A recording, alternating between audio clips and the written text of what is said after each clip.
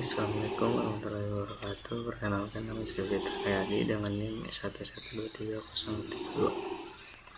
Saya dari kelas genap. Ini saya akan menjelaskan tentang array based sequence atau urutan berbasis array dengan data struktur dan algoritma dengan Python. Nah, langsung saja di sini ke tipe urutan Python. Nah, sequence class atau class sequence itu adalah list, tuple, dan string. Kemudian common behavior atau perilaku umum, dimana setiap dukungan pengindeksan untuk mengakses elemen individual dari suatu urutan. Misalnya ini E.B C K. Nah, kemudian masing-masing menggunakan konsep tingkat rendah yang dikenal sebagai susunan untuk mewakili urutannya. Kemudian difference lines in, perbedaannya terletak pada abstraksi yang diwakili oleh kelas-kelas ini dan bagaimana struktur data kompleks ini diimplementasikan. Kemudian pemahaman yang lebih mendalam tentang struktur data ini penting bagi seorang programmer yang baik. Nah, lanjut. Ini ada array tingkat rendah.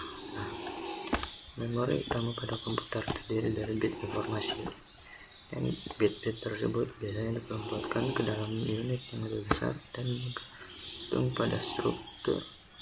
pada arsitektur sistem yang tepat. Unit yang umum seperti itu adalah bit yang setara dengan 8 bits atau byte.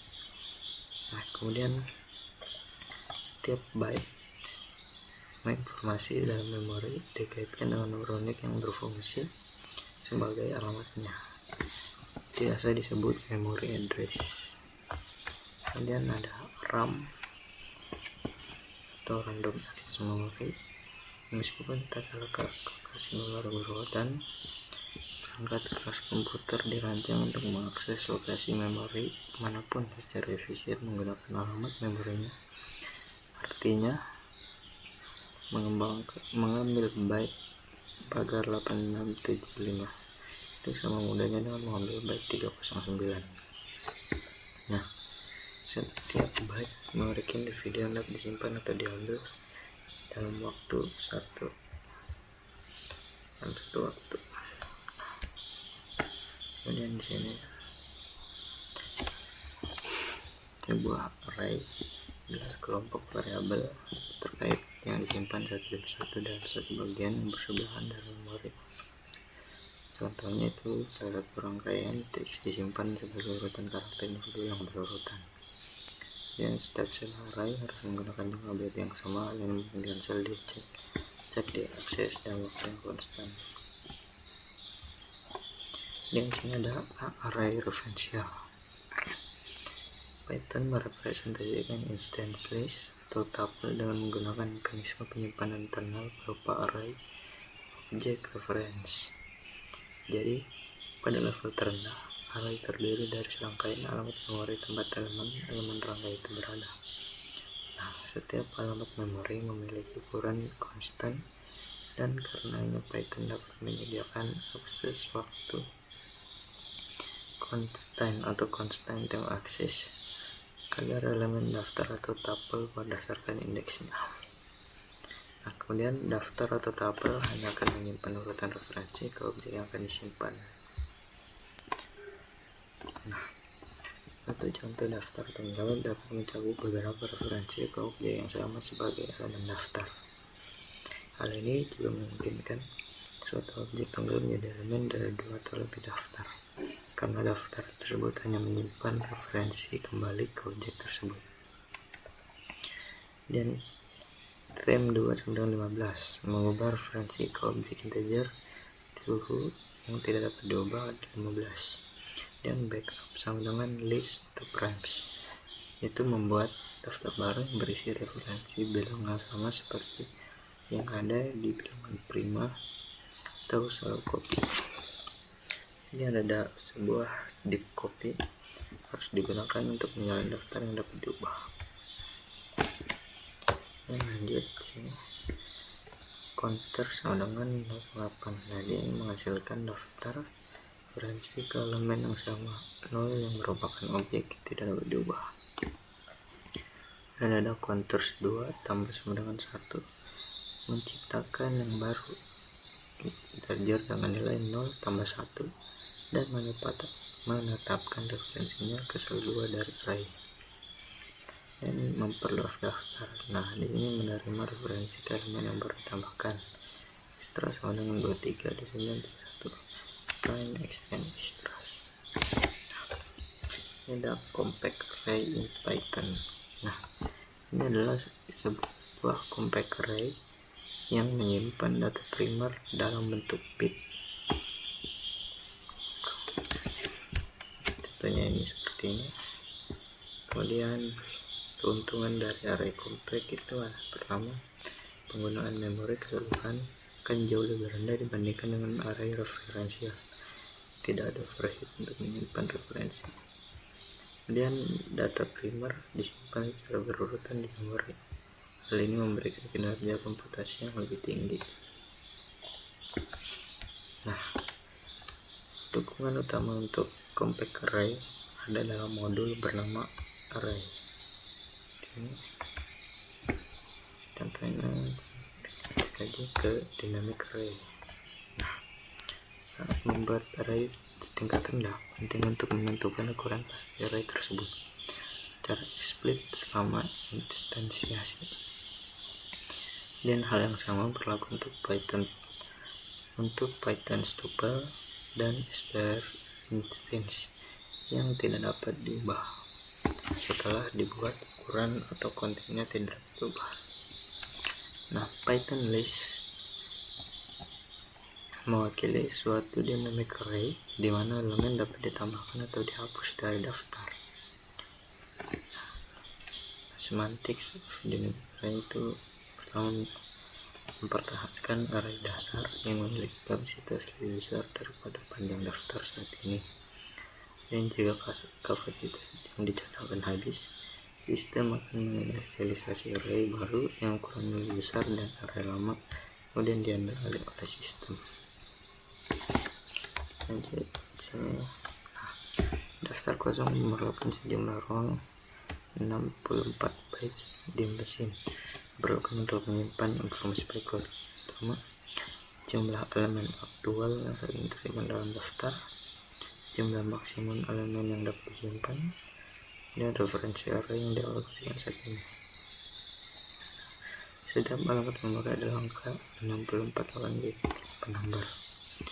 Kapasitas cadangan meningkat 32 bit 4 sel menjadi 68 bit 8 sel, dan seterusnya saat array diperluas terus-menerus dengan menambahkan objek baru. Di sini codingannya kita coba jalankan.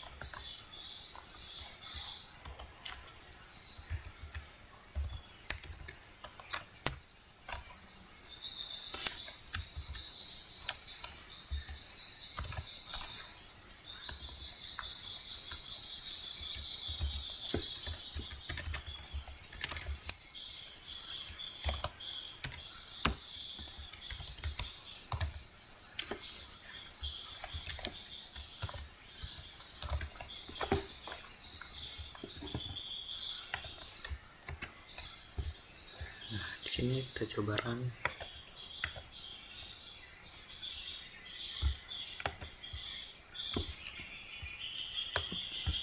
Nah, ini adalah outputnya, dimana ini adalah bed dicadangkan 4 reference objek, kemudian yang 4 ini ruang untuk reference objek, kemudian sini ada yang ini dari sini tuh ruang 8 reference objek. Nah, ini terakhir ini ada ruang untuk menyimpan 9 referensi objek. Kita lanjut saja ke implementing dynamic array.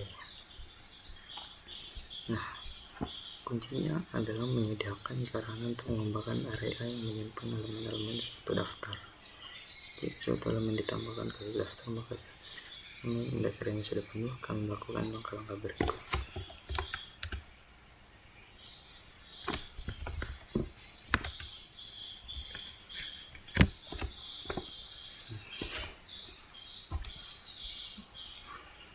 Alokasikan array baru gitu, dimana ini menunjukkan jumlah data ini, masukkan elemen baru ke dalam array baru. Nah, seberapa besar array baru yang akan dibuat? Aturan umum, susunan baru akan memiliki kapasitas 2 kali lipat dari susunan lama yang terisi. Nah, ini copy paste, ini ada codingan, kita coba jalankan.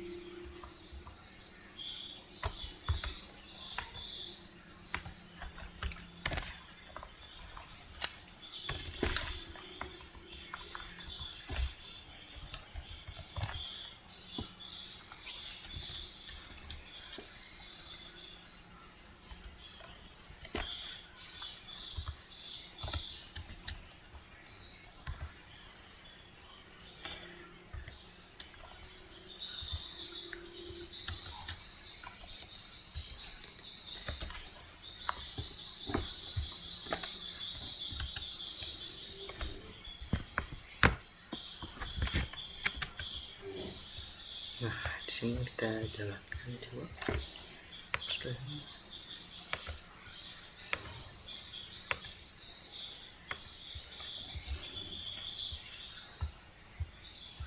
Untuk sekarang dengan 29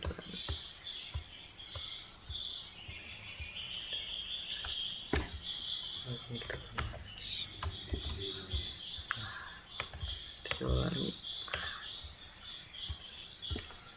Ini ada outputnya sesuai dengan di PPT. Dan lanjut ke amortized analisis.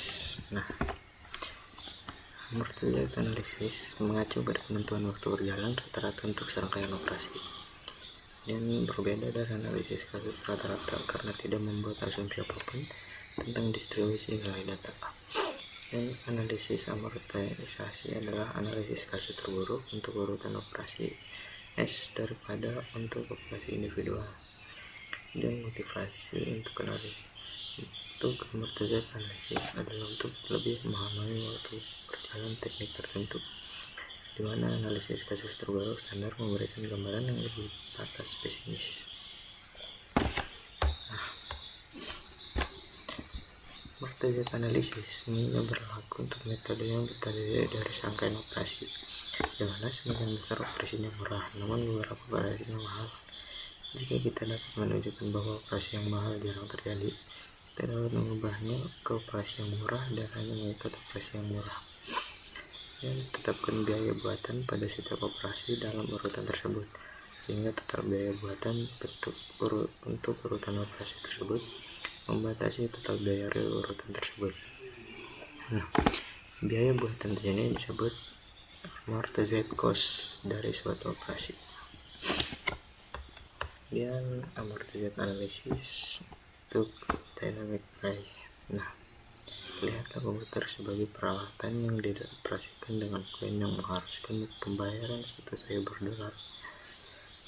untuk jumlah waktu komputasi yang konstan. Saat suatu operasi dijalankan, kita mesti memiliki cukup $1 yang tersedia di rekening bank kita saat ini untuk waktu berjalannya operasi tersebut. Dengan demikian, jumlah total $1 yang dihabiskan untuk perhitungan apapun akan proporsional dengan total jumlah waktu yang dihabiskan pada perhitungan tersebut.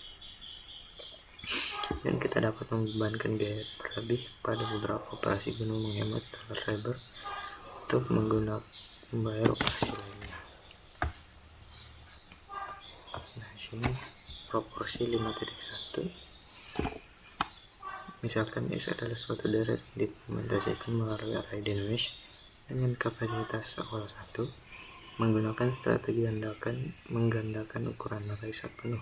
Total waktu untuk melakukan serangkaian operasi penambahan di S dimulai dari S yang kosong adalah O kurung N. Nah, di sini justification atau pembenaran. Mari kita asumsikan setiap operasi penambahan dalam 5 menghabiskan biaya $1 tidak termaksud waktu yang dihabiskan untuk mengembangkan array.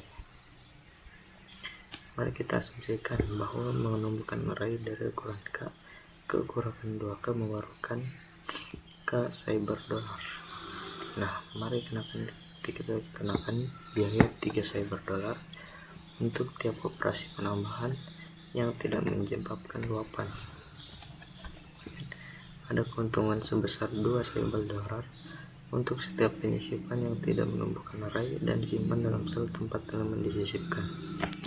Dan array overflow terjadi ketika S memiliki 2i lebih besar dari 0 elemen. Kemudian menggandakan ukuran array akan membutuhkan 2i $1. Nah, $1 ini disimpan di dalam sel 2i kurang 1 dan 2i kurang 1. Ini adalah skema amortisasi yang valid di mana setiap operasi dikenakan biaya $3 dan membutuhkan komputasi dibayar. Oleh karena itu, untuk N operasi penambahan, kita memerlukan 3N $1. Waktu berjalan diamortisasi setiap operasi penambahan adalah 0 dan 1. Oleh karena itu, total waktu berjalan dari N operasi penambahan adalah O N.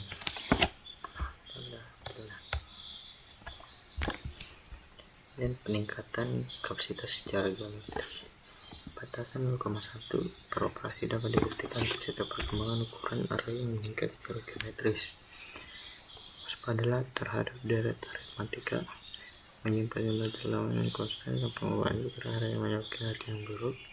Pada kondisi data menambahkan satu zero kali setiap operasi penambahan akan memperhitungkan biaya n kuadrat menggunakan dua dan array. Nah, di sini proporsi 5.2 lakukan serangkaian operasi penambahan pada array dinamis yang warna kosong menggunakan kenaikan total dan pengubahan memerlukan waktu dan pembenaran biarkan C dan 0 mewakili peningkatan tetap dengan kapasitas yang digunakan untuk setiap cara pengubahan ukuran. Cara penambahan akan ada mengubah ukuran operasi mengambil waktu jumlah operasi atau waktu adalah. Nah, lanjut di penggunaan nomor dan memecahkan array.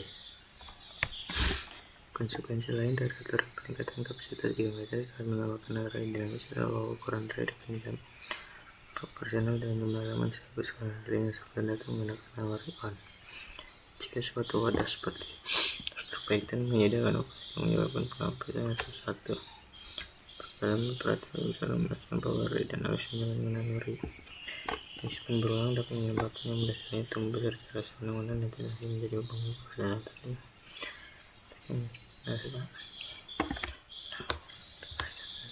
Nah, kita jalankan saja kodenya.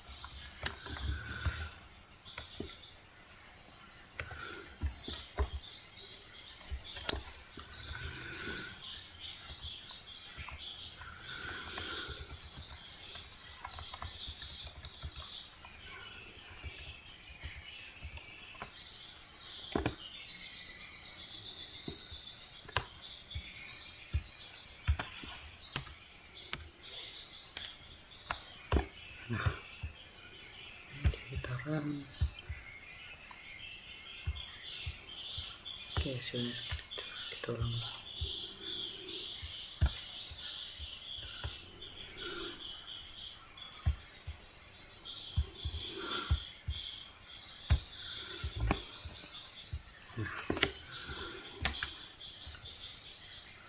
Ini sudah sesuai seperti output di sini. Dan kita lanjut ke efficiency of Python scratch type. Nah,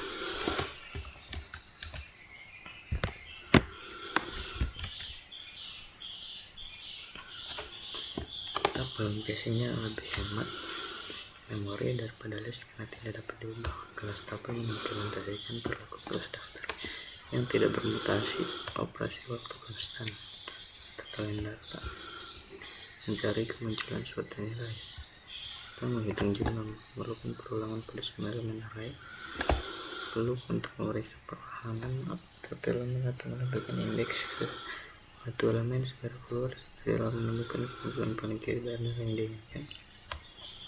Dan perbandingan lexicographies dan struktur evaluasi menggunakan waktu iterasi kursor dan panjang urutan yang lebih pendek dari 2 urutan, membuat instance baru waktu berjalan, membuat Persian learning time, len data 01, data J01, data open value 0n, data index 0k+1, value data 0k+1, data 1 sama dengan data 2 0k+1, similarly pada data 1,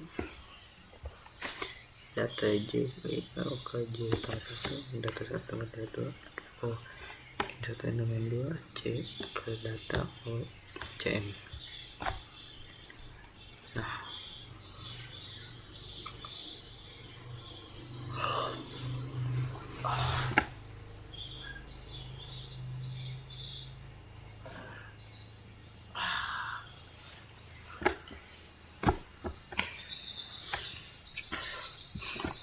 ini mutating behaviors. Itu adalah metode ini memberikan waktu yang konstan. Dia mendaftarkan elemen ke daftar, menghapus elemen dari daftar, memperluas daftar, membangun daftar baru. Nah, data J dan value 1, value 01 kali, data insert, data pop, data remove, data on xt, data 1, data refer, data sort. Ini menambahkan elemen ke daftar, masukkan ke value nomor, mengharuskan menggeser elemen berikutnya kembali ke satu slide untuk memberi ruang, dan pengubahan array dengan waktu proses terburuk pada aliran tutup pasien, pergeseran elemen untuk memberi ruang bagi item baru dan nilai adaptasi kenali untuk masukkan indeks.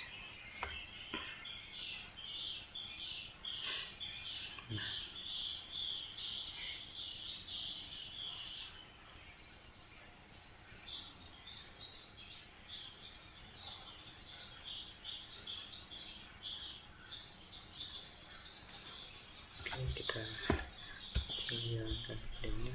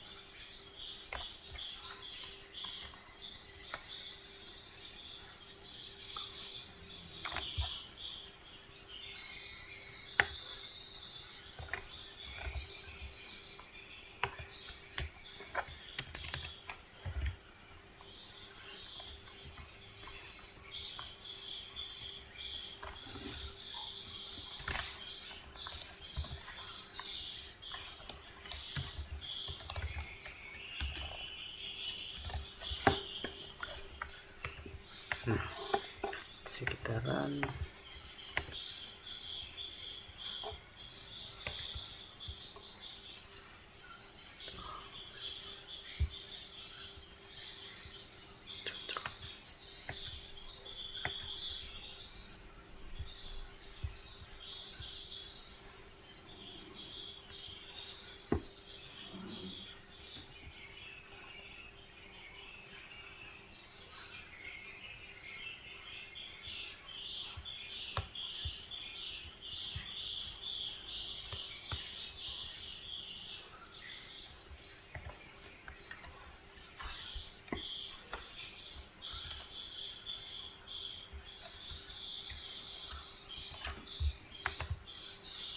kurang guys.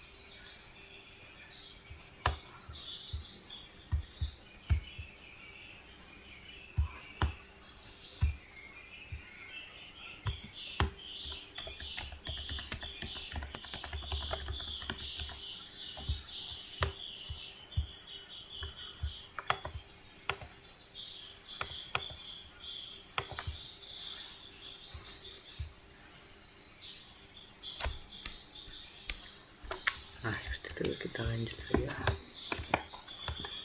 Ini kita menganalisis kinerja runtime Python insert operation. Nah, masuk seperti ini. Nah, beginning adalah setengah waktu yang dibutuhkan untuk tunggan.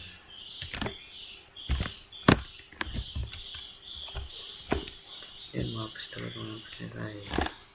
Kemudian ada memperluas daftar digunakan untuk elemen dan perbandingan.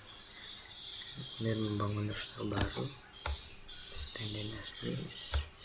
Dan ada di sini ada kelas string Python.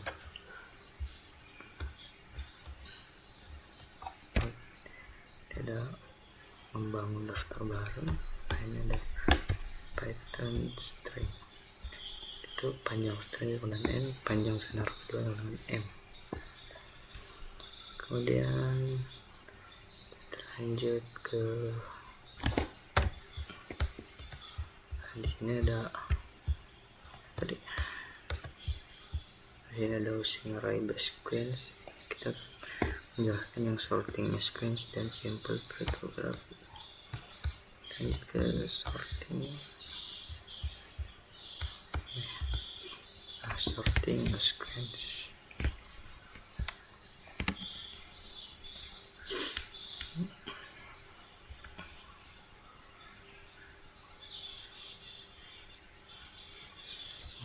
Sorting sequence tujuannya untuk menurunkan rangkaian elemen yang tidak berurutan ke dalam urutan nilai yang tidak menurun.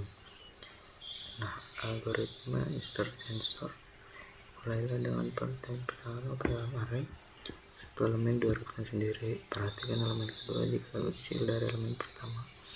Kita tukarkan, perhatikan elemen ketiga. Tukarkan ke kiri hingga dalam urutan yang tepat dengan dua elemen pertama. Dan seterusnya. Ini ada algoritma struktur input an array of complex element. Inputnya ada array A with elements arranged in descending order for column. Itu dua. Nah, kemudian ada ini, kita coba jalankan kodenya.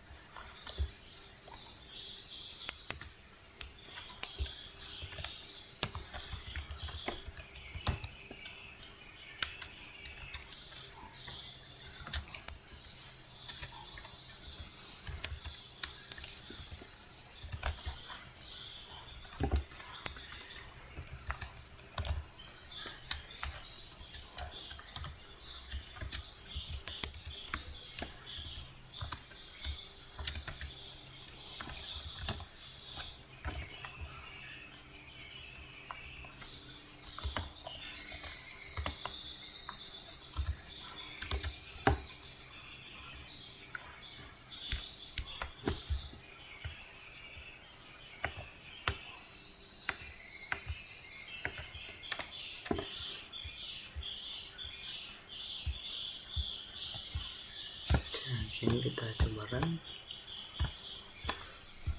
Nah, open display original sequence 59210389 6. Nah, sorted sequence itu 012567899 dan sorted sequence nya B C D A E H F G, sorted sequence nya A B C D F G. Nah, seperti itu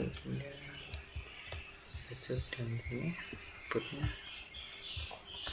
Kita lanjut ke simple cryptography.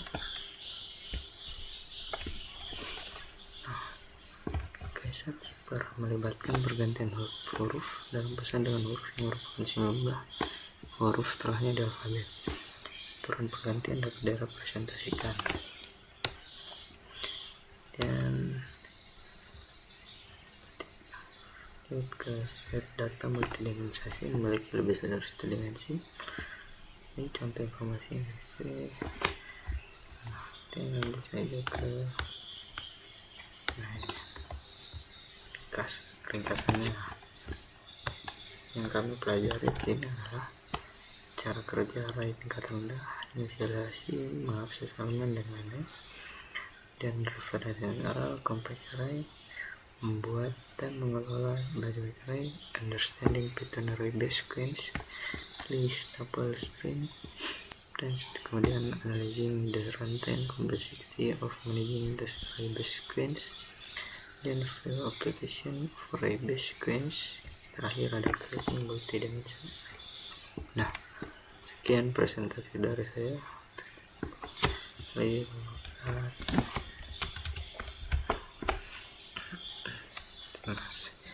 Sekian presentasi dari saya. Wassalamualaikum warahmatullahi wabarakatuh.